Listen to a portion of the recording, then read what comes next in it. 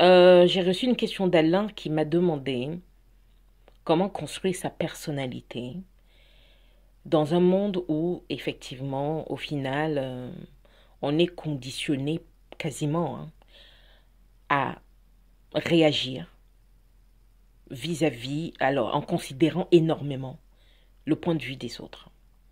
Merci pour cette question, Alain. Je suis Madame Kaya, maître en art de vivre ancestraux et coach de vie. Ah, j'ai consacré énormément de temps et encore aujourd'hui. Je consacre énormément de temps à aider les gens à sortir de leur traumatisme. Très très important. Le traumatisme ici, en l'occurrence par rapport à la question d'Alain, est la peur d'être jugé négativement. Et cette peur d'être jugé négativement fait écho au fait que quand on se retrouve seul dans notre intimité, on a tendance à trop examiner ce que les gens ont dit sur nous et finalement se demander, puisque je ne me vois pas, est-ce que ce qu'ils disent n'est pas vrai au final? Je vais vous dire une chose. Il n'y a jamais de relation entre vous et quelqu'un d'autre. Je voudrais être très clair dans ce que je suis en train de dire. Imaginez-vous une scène, quelqu'un vous rencontre et vous traite d'imbécile, vous traite d'incapable, vous traite de tous les noms. Au fond, pourquoi réagissez-vous? Parce que quelque part en vous, ce que cette personne dit fait écho en vous. Ça veut dire que quelque part en vous, vous vous dites depuis un moment que vous devez être un imbécile, un incapable et un vaurien. Je veux bien qu'on se comprenne, hein. C'est très très important de se comprendre ici. Ce que je veux, Alain, que vous compreniez dans ma réponse, c'est que la personne qui arrive en face de vous et qui tient ses propos, contrairement à tout ce que vous pouvez imaginer, ne s'adresse pas à vous.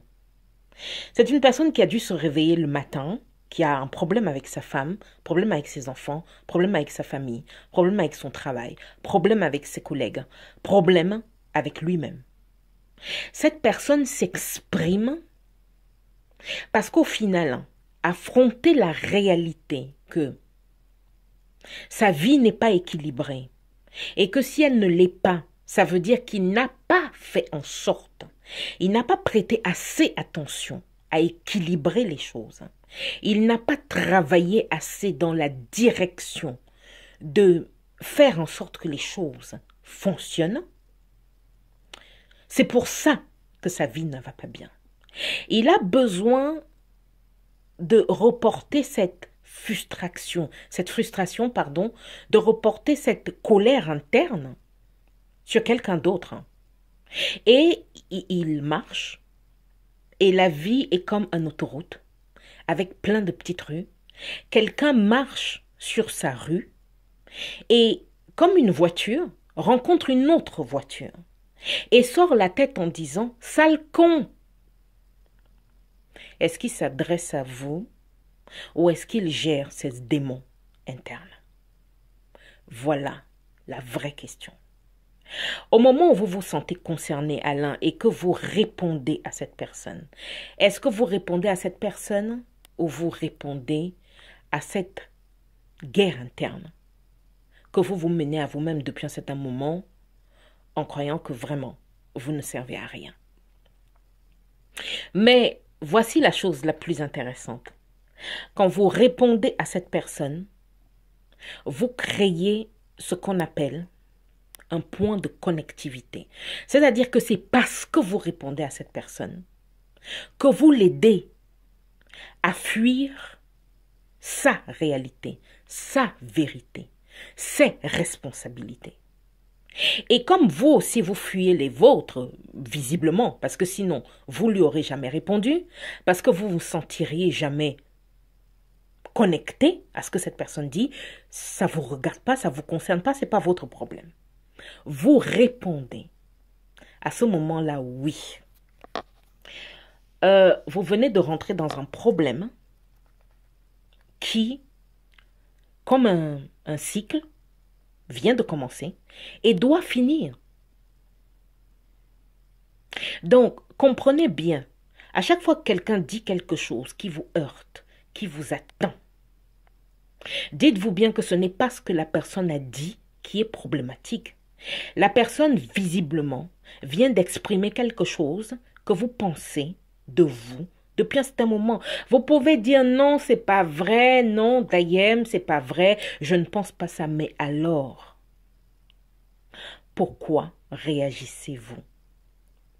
Je voudrais bien que vous compreniez que la vie de chaque être humain, avec ses principes, avec ses croyances, avec ses compréhensions, c'est comme une bulle. Une bulle où il est seul à l'intérieur et il peut noircir cette bulle, si ça lui chante, par rapport à ce qu'il pense, par rapport à ses croyances et par rapport à ses expériences. Il peut aussi y mettre de la gaieté, du bonheur, de la joie, mais il fait ce qu'il veut dans sa bulle, comme dans sa maison. C'est identique, c'est pareil pour vous. Donc, vous voyez bien que les bulles sont individuelles.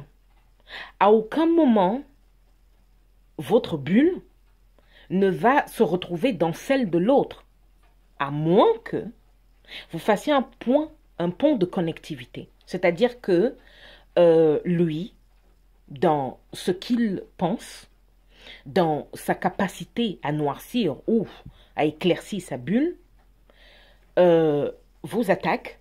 En fait, ce n'est pas vous qui l'attaque. Il se parle à lui-même.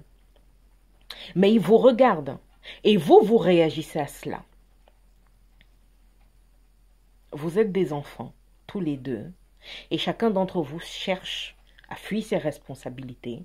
Chacun d'entre vous cherche à fuir le fait que votre vie est ce qu'elle est par rapport aux choix que vous avez faits, par rapport à vos croyances, par rapport à ce que vous avez fait, en fait, de votre vie. Donc, il est très important d'être adulte. Être adulte, c'est prendre ses responsabilités.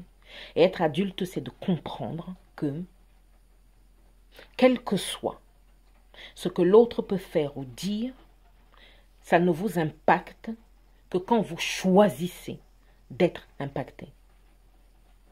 Un problème n'a pas de valeur, sauf la valeur que vous lui donnez. Voilà, très très important.